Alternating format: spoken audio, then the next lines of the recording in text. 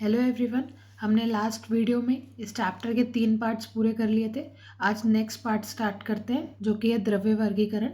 तो द्रव्य वर्गीकरण में पहला श्लोक है, किंचित दोष प्रशमनम किंचित धातु प्रदूषणम स्वस्थ वृत्तो मतम किंचित विधम द्रव्यम उच्यते। यानी हमने लास्ट लेक्चर में द्रव्य के बारे में पढ़ा था कि द्रव्य क्या होता है क्या नहीं होता। अब हम द्रव्य के भेद पढ़ रहे हैं। तो जो पहला द्रव्य का भेद है वो प्रभाव भेद थे, जिसमें पहला है दोष प्रशमनम, यानी कुछ द्रव्य ऐसे होते हैं जो दोष का प्रशमनम यानी दोषों को शांत करते हैं। दूसरा है धातु प्रदूषणम, और कुछ द्रव्य ऐसे होते हैं जो धातुओं को दूषित करते हैं। नेक्स्ट है स्वस्थ वृत्तो मतम, यानी कुछ द्रव्य ऐसे होते हैं जो स्वस्थ वृत्त में यानी हमारी जो डेली दिनचर्या होती है उसमें हमें स्वस्थ बनाए रखने के लिए हितकारी होते हैं। तो इस तरीके से प्रभाव भेद से जो द्रव्य होते हैं वो 3 प्रकार के होते हैं। पहला है दोष प्रशमनम, जो दोषों को शांत करे। नेक्स्ट है धातु प्रदूषणम, जो धातुओं को दूषित करे। और थर्ड है स्वस्थ वृत्तो, यानी जो स्वस्थ वृत्त में हमारे लिए हितकारी हो। इसके बाद नेक्स्ट श्लोक है, तत्पुनस्त्रिविधम गेयम जांगम औद्भिदम पार्थ। पहले हमने पढ़े प्रभाव भेद से, अब है उत्पत्ति भेद से कि उत्पत्ति भेद से कितने द्रव्य होते हैं। तो उत्पत्ति भेद से द्रव्य होते हैं जांगम, औद्भिद और पार्थिव। अब ये क्या होते हैं? जांगम वे द्रव्य होते हैं जो एक स्थान से लेकर दूसरे स्थान में गमन कर सकते हैं। जैसे हमने पढ़े थे जरायुज, अंडज, स्वेदज, तो ये सारे कौन से थे? जांगम थे, क्योंकि ये एक स्थान से लेकर दूसरे स्थान पर गति कर सकते हैं। नेक्स्ट है औद्भिद। औद्भिद ऐसे होते हैं जो कि पृथ्वी को फोड़कर उत्पन्न होते हैं या जिनमें कोई गति नहीं होती, तो उन्हें क्या कहा जाता है? औद्भिद कहा जाता है। नेक्स्ट है पार्थिव। पार्थिव नाम से समझ आ रहा है जो किससे उत्पन्न हुए हो? पृथ्वी से, यानी जैसे खनिज हो गई, धातुएं हो गई, हमारे मेटल, नॉन मेटल्स, मिनरल्स जितने भी हैं वो सब किस में आएंगे? औद्भिद में आएंगे। इसके बाद है नेक्स्ट श्लोक, श्लोक नंबर 69 और 70।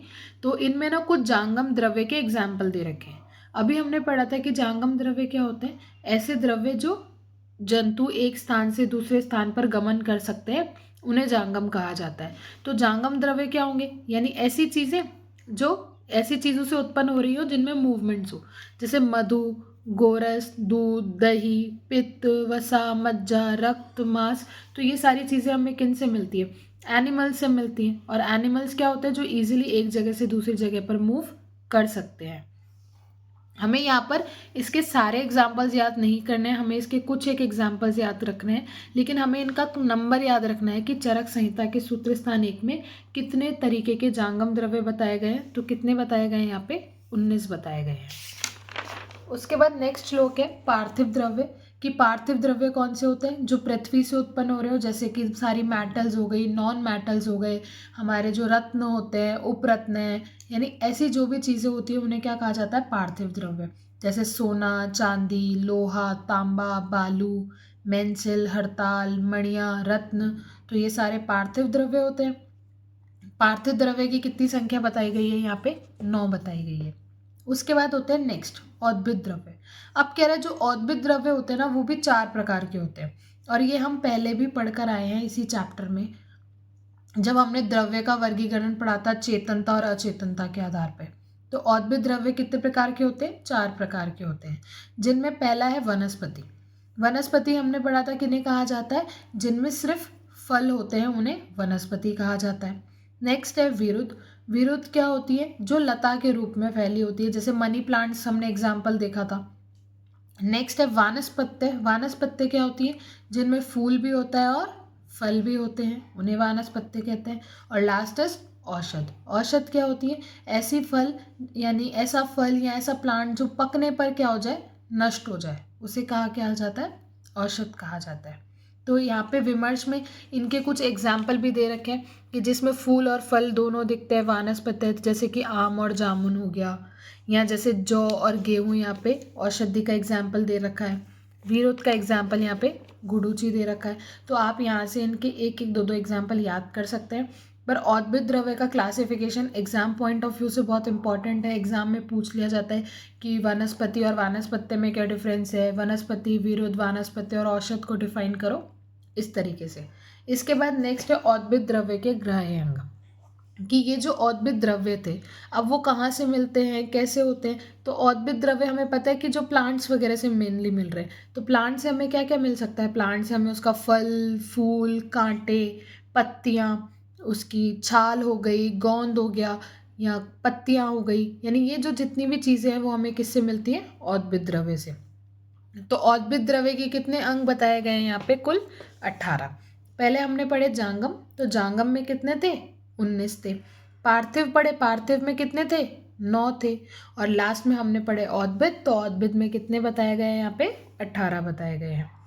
इसके बाद है नेक्स्ट मूलिनी आदि द्रव्यों की गणना।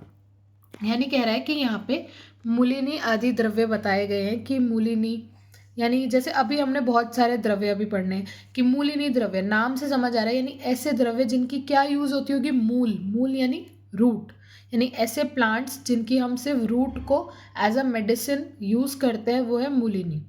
नेक्स्ट है फलिनी। फलिनी क्या होती है, जिनकी हम सिर्फ फल को यूज करते होंगे, वो हो गई फलिनी।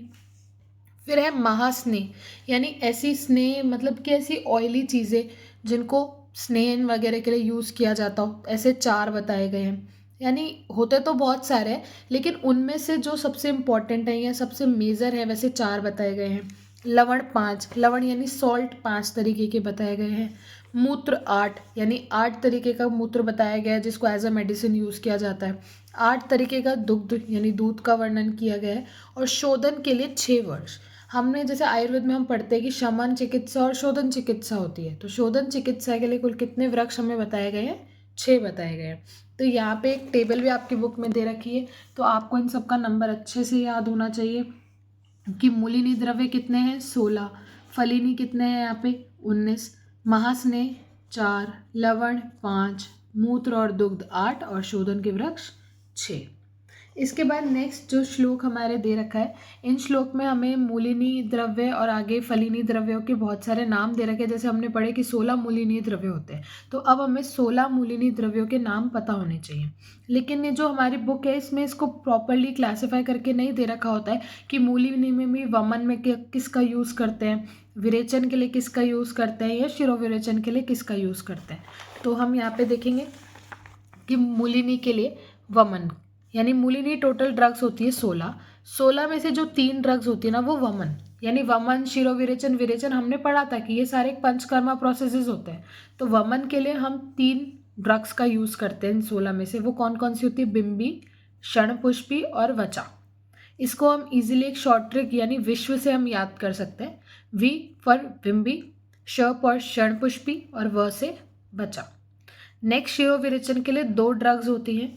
2 ड्रग्स कौन कौन सी होती है, वो होती है श्वेत अपराजिता और ज्योतिषमती। ये श्वेत अपराजिता एक वर्ड है और नेक्स्ट है ज्योतिषमती। तो इसको हम याद कर सकते हैं श्वेत ज्योति से, श्वेत से श्वेत अपराजिता और ज्योति से ज्योतिषमती। अब 16 में से 3 वमन के लिए गई, 2 विरेचन का काम करती है, तो बाकी कितनी ड्रग्स बची, 11। अब वो 11 ड्रग्स किस काम में आएंगी, तो वो 11 ड्रग्स काम आती है विरेचन में। तो वो कौन कौन सी 11 ड्रग्स होती है, श्यामा, त्रिवर्त, सप्तला, दंती, द्रवंती, हस्तिदंती, अजगंध, गवाक्षी, अधोगुणा, शीरणी और विषाणिका। तो इस तरीके से हमारे पास 16 मूलिनी द्रव्य थे जिनको हम अलग अलग काम के लिए यूज़ करते हैं, कि कुछ तो वमन के लिए यूज़ होती हैं, कुछ शिरोविरेचन के लिए यूज़ होती है और कुछ विरेचन के लिए। तो इस तरीके से बुक में इनके नाम तो दे रखे हैं, लेकिन ये क्लासिफाई नहीं किया गया है कि किस किस का यूज़ हम शिरोविरेचन के लिए या किसका यूज़ हम विरेचन कर्म वगैरह में करते हैं। नेक्स्ट है फलिनी द्रव्य। जैसे मूलिनी द्रव्य 16 थे तो फलिनी द्रव्य 19। अब फलिनी द्रव्य को भी फर्दर क्लासिफाई किया गया है कि कुछ वमन के लिए, कुछ शिरोविरेचन के लिए और कुछ विरेचन के लिए ड्रग्स यूज होती है। जिसमें पहली ड्रग है शंखनी, वायविडंग, त्रिपुष, मदन फल, धामार्गव, धामार्गव बोला जाता है तुरई को जिसकी सब्जी बनाई जाती है। इक्ष्वाकु एक लौकी का टाइप होता है। जीमूत, कृतवेदन, कृतवेदन भी तुरई, यानी तुरई भी 2 टाइप की होती है, एक तो सिर्फ तुरई और एक तिक्त यानी कड़वी सी। तो वो जो कड़वी वाली होती है ना उसे कृतवेदन। आनुपक्लितक, स्थलज क्लितक, प्रकीर्या, उदक्रिया, प्रत्यक पुष्पी, अभया, अंतरकोटर पुष्पी, यानी इस तरीके से हमें 19 ड्रग्स दे रखी हैं। जिसमें से इम्पॉर्टेंटली हमारे लिए क्या है कि धामार्गव, तीत लौकी, बंदाल, कड़वी तुरई, मदन फल, इंद्रजो, खीरा, कड़वी ककड़ी, इनका हम यूज़ करते हैं वमन और आस्थापन बस्ती में। जैसे हमने क्या पढ़ा कि मूलिनी थी और एक ड्रग्स थी हमारे पास फलिनी, और इनको हमने क्लासीफाई किया वमन में, शिरोविरेचन में, और नेक्स्ट हमारा था विरेचन में। इसी तरीके से हमने फलिनी को भी डिवाइड किया वमन, शिरोविरेचन और विरेचन में। ये ड्रग्स थी टोटल 16 में से हमने कहा कि वमन में 3 ड्रग्स काम में लेती है, शिरोविरेचन की 2 ड्रग्स थी, और बच गई कितनी, 11 ड्रग्स थी विरेचन की। फलिनी के लिए हमने पढ़ा कि कितनी यहाँ पे हम चीज़ों को काम में ले रहे हैं, वमन के लिए 8 कौन कौन सी पड़ी, धामार्गव यानी घिया तोरई, तीत लौकी, कड़वी तोरई यानी कड़वी जितनी कड़वी चीज़ें खिलाई जाएगी उतनी जल्दी वॉमिट आएगी। तो वमन कराना है, वॉमिट करवानी है, तो क्या करेंगे हम, कड़वी चीज़ों का यूज़ करेंगे। इसमें नेक्स्ट है कि सिर्फ एक अपामार्ग ही ड्रग है जिसका यूज़ शिरोविरेचन में करते हैं, तो ये थोड़ी सी इंपॉर्टेंट हो जाती है क्योंकि एक ही नाम दे रखा है। तो कभी कभी एमसीक्यू में या 1 मार्क क्वेश्चन में पूछ लेते हैं कि अपामार्ग का यूज़ किस में किया जाता है, तो शिरोविरेचन में किया जाता है। फलिनी द्रव्य की कौन सी ड्रग होती है जिसका शिरोविरेचन में यूज़ होता है, तो वो कौन सी होती है, अपामार्ग। अब हमने वमन के लिए 8 ड्रग्स पढ़ी, शिरोविरेचन के लिए 1 पढ़ी, टोटल 19 ड्रग्स थी ना, तो बाकी कितनी बच गई, यहाँ पे 10 ड्रग्स बन गए। तो यानी इनके अलावा जितनी भी ड्रग्स हमने लास्ट पेज पे पढ़ी, ये वाली सारी ड्रग्स, उन सब का यूज़ हम किस में करते हैं, फिर लास्ट विरेचन के लिए करते हैं। इसके बाद नेक्स्ट है महास्नेह। हम द्रव्य वर्गीकरण पढ़ रहे थे, मूलिनी पढ़ ली, फलिनी हमने पढ़ी, फिर है महास्नेह। महास्नेह में है ये वाला श्लोक आपको याद करना है महास्नेह का, सर्पिस तेलम वसा मज्जा स्नेहो दृष्ट चतुर्विधम। कह रहे कि महास्नेह में 4 चीज़ों को इंक्लूड किया गया है। किसे किसे किया गया है, घृत, सर्पी यानी घृत, घी को, तेल को, वसा और मज्जा को। पान, अभ्यंजन, नस्य, बस्यार्थ, यानी कहाँ कहाँ इसका यूज़ करेंगे हम, पान अभ्यंग कराने में, बस्ती में और नस्य में। अब ये सारी चीज़ें क्या होती हैं, अभ्यंग क्या होता है, नस्य क्या होता है, इसको हम इसके बाद जो हम चैप्टर स्टार्ट करेंगे, चैप्टर नंबर 5, उसमें डिटेल स्टडी करेंगे इसकी। फिर है स्नेहा जीवना बल्य, यानी ये क्या करती है, शरीर को स्निग्ध, स्नेहन। अब ऑयलिंग करते हैं हम बॉडी पे, तो हमारी बॉडी की स्किन कैसी हो जाती है, एकदम ऑयली यानी स्निग्ध हो जाती है, तो स्निग्ध करने का काम। जीवन यानी जीवन शक्ति बढ़ाने का काम। बल्या बॉडी को बल प्रदान करने का काम। वर्ण उपचय वर्धना यानी वर्ण और शरीर के उपचय को बढ़ाने का काम करती है। स्नेहा हेते च वेता वात पित्त कफापहा, इसके साथ साथ क्या करेगी कि हमारे शरीर में इसका जो स्नेह गुण है, यानी हमारे शरीर में जो वात पित्त और कफ यानी अर्थात जो तीनों दोष हमारे प्रकोपित हो रखे हैं उनको दूर करने का काम करेगी। तो हमें इनके यूज़ पता होने चाहिए कि चतुर्विध स्नेह में किसको इंक्लूड किया हमने, घृत, तेल, वसा और मज्जा को। क्या क्या काम करेंगी, पान, अभ्यंग, बस्ती और नस्य में काम आएंगी। अब ये क्या काम करते हैं, शरीर को स्निग्धता देंगे, जीवन शक्ति प्रदान करेंगे, बल और वर्ण का प्रसादन करेंगे और वात पित्त कफ को दूर करेंगे। इसके बाद नेक्स्ट है 5 नमक। नमक कौन कौन से होते हैं, अब कि नमक 5 तरीके के पढ़ने हमें। सौवर्चल एक नाम है नमक का। सेंधव, ये आपकी बुक में जो काला नमक दे रखा है तो इसका नाम काला नमक नहीं है, ये गलत प्रिंट है, तो आप यहाँ पे सारे करेक्ट कर लेना कि सौवर्चलम एक सौवर्चल नमक का नाम है। फिर है सेंधवम जो सेंधा नमक होता है। नेक्स्ट है उसके बाद विड यानी विड नमक, औद्भिद नमक, और लास्ट है सामुद्रण यानी सामुद्र नमक जो कि समुद्र से प्राप्त होता है। हमें इसमें याद ये रखना है कि सिर्फ इन 5 में से एक सेंधा नमक ऐसा होता है जो कि पित्त शामक होता है, और बाकी के जितने भी 4 नमक होते हैं वो पित्त वर्धक होते हैं। तो यहाँ पे ये इंपॉर्टेंट है, पूछा जाता है बहुत बार कि कौन सा नमक पित्त शामक होता है, तो सेंधव नमक या सेंधा नमक पित्त शामक होता है। नेक्स्ट है नमक के गुण। नमक के गुण का क्या है, स्निग्ध अनायुष्याणी तीक्ष्याणी दीपनीयतम आनी च, यानी ये जो नमक होते हैं ये स्निग्ध, शरीर को क्या करते हैं, स्निग्धता प्रदान करते हैं।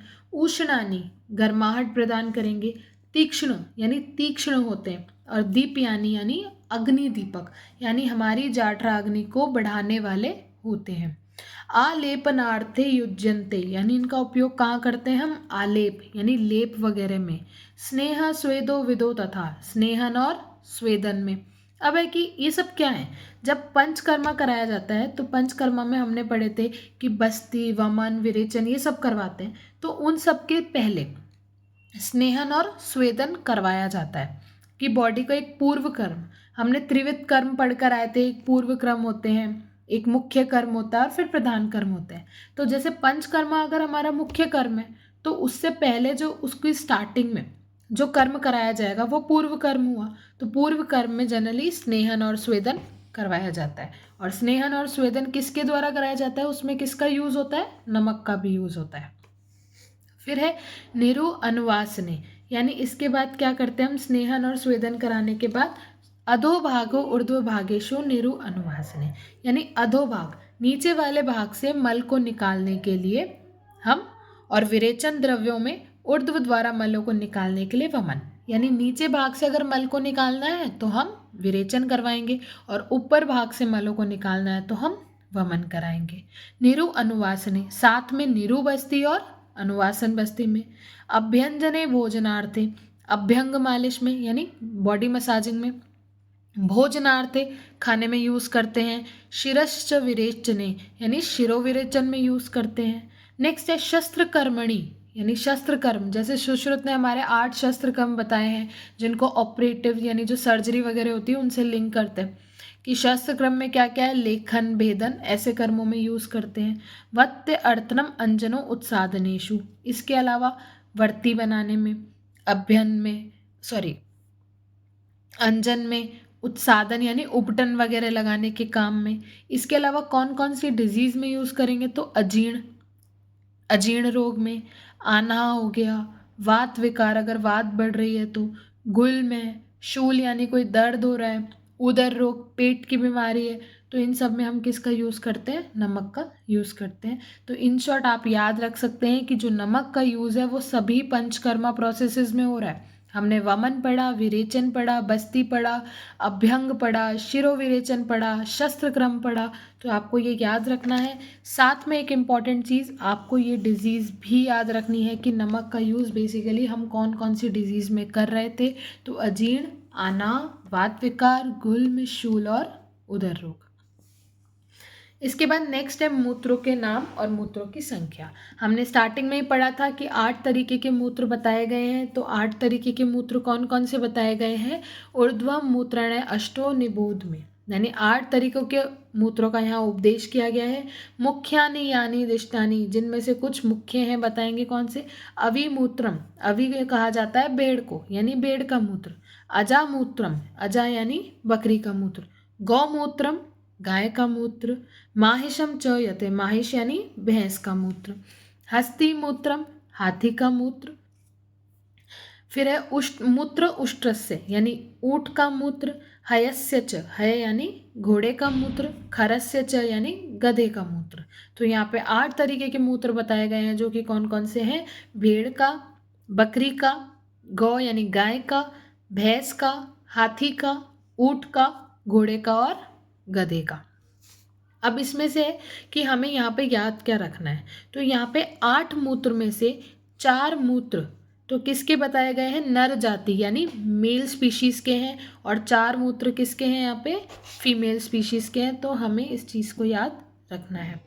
साथ में हमें दूसरी चीज़ और याद रखनी है कि जितनी भी फीमेल स्पीशीज़ होती हैं उनका मूत्र कैसा होता है? लघु होता है। और मेल स्पीशीज़ जितनी भी होती हैं उनका मूत्र कैसा होता है? यहाँ पे गुरु होता है। नेक्स्ट है इसके बाद सामान्यतः मूत्रों के गुण। अब हमने 8 मूत्र पढ़े, तो हम कॉमनली अब इनके गुण पढ़ रहे हैं कि हर एक मूत्र का क्या क्या गुण होता है। नेक्स्ट है इसमें, जैसे श्लोक है यहाँ पे, उष्णम, तीक्ष्णम, अथो रूक्षम, यानी जो मूत्र होते हैं वो कैसे होते हैं? सारे स्वभाव में उष्ण होते हैं, तीक्ष्ण होते हैं। अथो अरूक्षम, अरूक्ष यानी मतलब ना तो ज़्यादा रूक्ष होते हैं ना ज़्यादा स्निग्ध होते हैं, बीच में होता है, अरूक्षम। कटुकम, किस रस के बने होते हैं? कटुक और लवण रस के बने होते हैं। तो आपको याद होना चाहिए कि मूत्र में कौन से रस होते हैं? तो कटु और लवण रस होते हैं। मूत्रम उत्सादने युक्तम, यानी किस काम में आता है? उत्सादन, अभी हमने नमक में भी पढ़ा था, उबटन के। युक्तम आलेपनेषु, यानी आलेप वगैरह लगाने में काम आता है। युक्तम आस्थापने मूत्रम, आस्थापन वगैरह बस्ती में मूत्र का काम आता है। युक्तम चापे विरेचने, और कहाँ काम आता है? विरेचन में काम आता है। स्वेदेशे अपि, और हम कहाँ पे? स्वेदन में काम आता है। च तद उक्तम अवगाहदेशु, और अवगाह जो होती है उनमें भी काम आता है।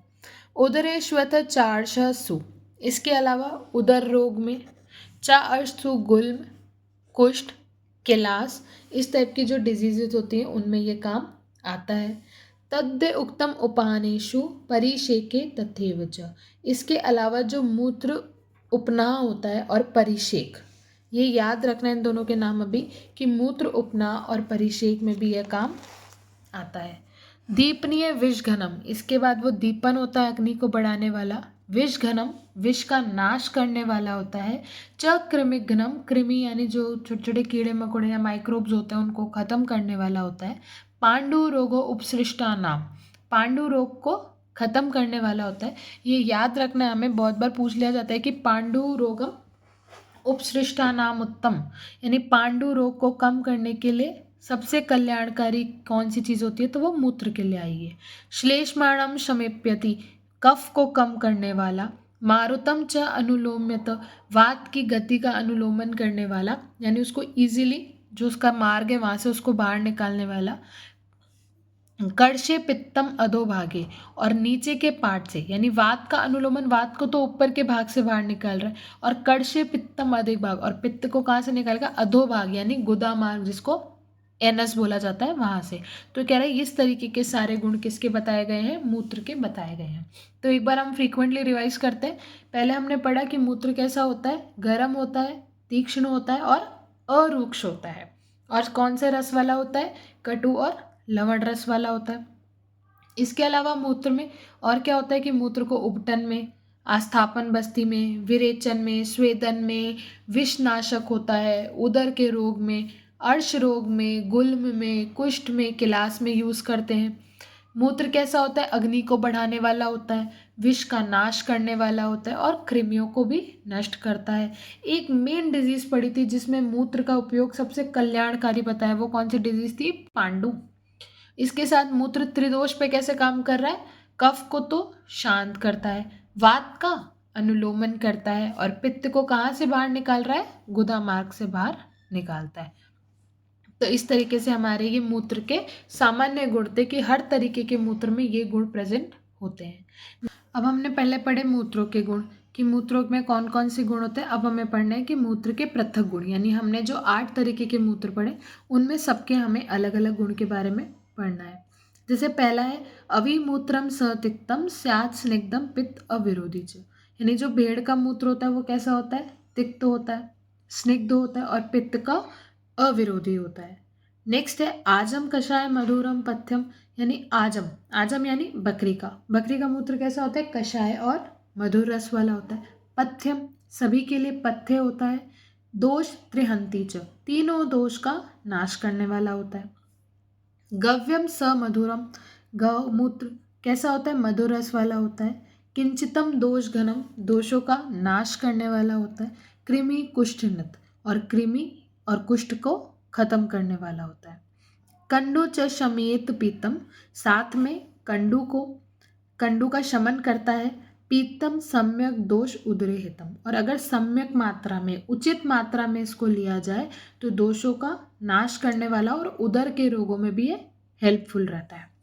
अर्श शोफो उदर गनम, अर्श शोफ और उदर के जितने भी रोग होते हैं, माहिशम सरम, यानी जो भैंस का मूत्र होता है उसमें काम आता है। हास्तिकतम लवण मूत्रम, इसके बाद जो हाथी का मूत्र होता है वो कैसा होता है? लवण रस वाला होता है। हितम तो कृमि कुष्ठी नाम, इसके साथ वो भी कृमि और कुष्ठ को खत्म करने वाला होता है। पशस्तम बद्ध विणमूत्रम, इसके बाद जो हमारी बॉडी में जितना भी विषनाशक है या कोई भी टॉक्सिक चीज़ है उसको खत्म करता है। श्लेष्मामश्य साम, और कफ जन्य विकार में भी ये काम आता है। श्लेष्म यानी कफ वाली जितनी डिजीजेज होंगी उनमें काम आएगा।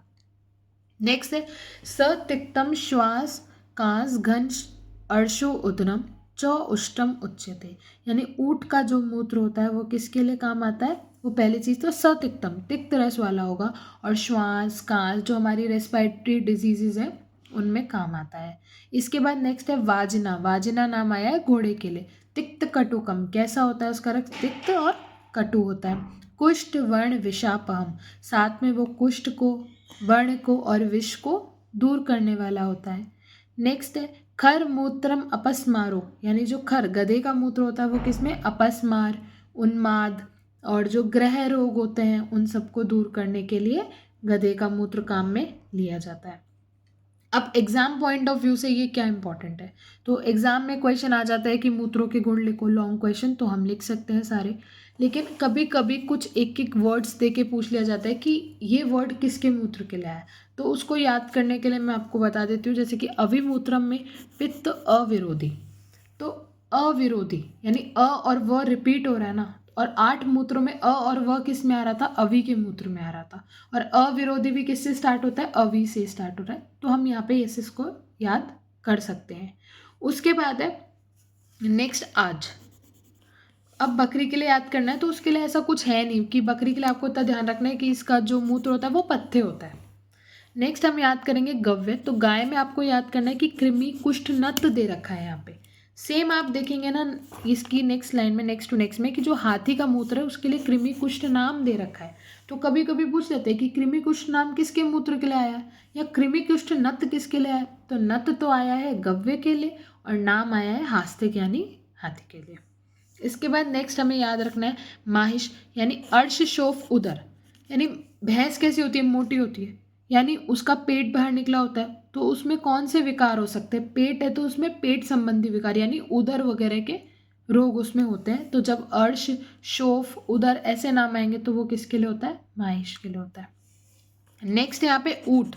ऊँट में कौन से विकार है? श्वास कास यानी रेस्पिरेटरी डिजीजेज हमें याद रखनी। तो ऊँट की गर्दन कैसी होती है? लंबी होती है, सबसे लंबी गर्दन होती है ना यहाँ पे ऊँट की। तो उसको विकार भी कौन से? जो हमारे गले में श्वास कास के विकार होते हैं, तो श्वास कास के विकार किस में होंगे? ऊँट में ज़्यादा होंगे क्योंकि ऊँट की गर्दन लंबी होती है। तो इस तरीके से थोड़ा बहुत आप लिंक करके हम लोग इसको याद रख सकते हैं। नेक्स्ट घोड़े के लिए हमें याद करना है कि कुष्ठ वर्ण और विष, इनमें हम किसका मूत्र काम में लेते हैं? घोड़े का। और ये जो खर वाला है उसको भी हम याद कर सकते हैं कि खर में अपस्मार और उन्माद में लेते हैं, क्योंकि जो खर है यानी गधा, गधा किसको बोलते हैं? जो पागल होता है या जिसको कोई दिमाग से प्रॉब्लम होती है तो हम जनरली उसे गधा बोल देते हैं। तो अपस्मार है, उन्माद है, ऐसे जो रोग है वो किस में? आयुर्वेद में मेंटल डिजीज को बताते हैं। तो हमें इजीली हम इसको याद रख सकते हैं कि जो गधे की बात आएगी तो उसमें अपस्मार और उन्माद के बारे में बता रखा होगा। इसके बाद नेक्स्ट जितना भी आगे टॉपिक है, आगे हमें दुग्ध पढ़ना है और एक छोटा सा और इजी सा पार्ट रह जाता है इस चैप्टर का, तो हम उसको नेक्स्ट वीडियो में कंप्लीट करने की कोशिश करेंगे।